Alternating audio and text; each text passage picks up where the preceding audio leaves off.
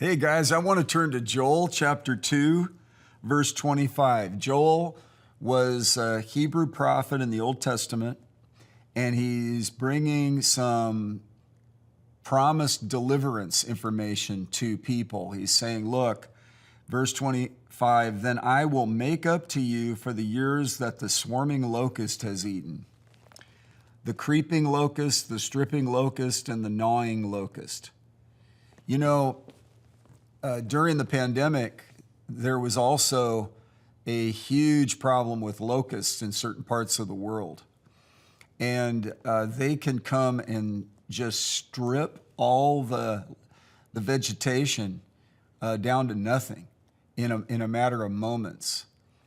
And they would have been a very significant concern for the ancients. And God uses this prophetic promise that tells of a deep spiritual restoration, through a practical, referable idea that everybody be aware of. I will make up to you, it says in the New American Standard. In the New King James, it says it a little bit differently. It says, so I will restore to you. I will restore to you. Across the street where I'm recording this, there was a store called Restoration Hardware. My wife loved to shop in it, and I love the title of it, Restoration Hardware. I love the idea of restoration. We bought an old 1924 farmhouse in the 80s, and it was a tear down. The sales guy said, this is a tear down. The land was worth more than the house, but this was a house that was built 100 years ago, and it was a functional, simple house, and it was a farmhouse. It had barns around it, and it necessitated that I do some work to restore it.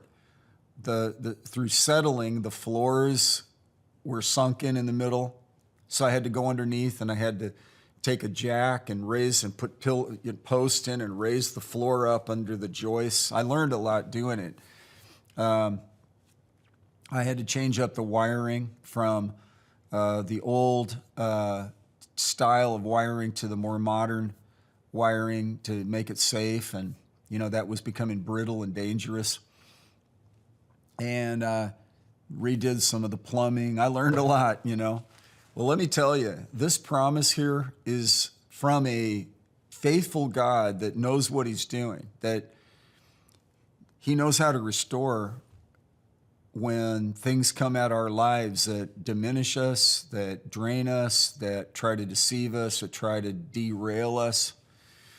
In these locusts, I think it's amazing too, that it says the swarming locust, creeping locust, and the stripping locust and the gnawing locust. It's like, these are things locusts do, and the word restore is a magnificent idea, and it's vital to our spiritual walk. It was certainly vital for that house. I remember when I took my father to look at and inspect this house, and he said, man, the land is beautiful, the location is great, but I'm concerned about my wife, Patsy. He said, and he just felt like this house wasn't up to par with, her station in life. He was right, but I tried to fix it.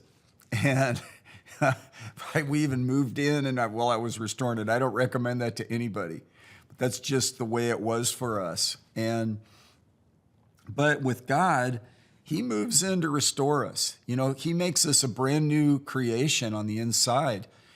But then as we go, life tries to bear down on us. Circumstances and trials, challenges, demonic influence in a fallen world.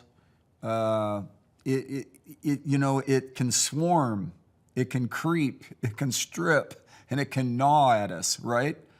And so God can bring this reference to restoring, I will restore to you.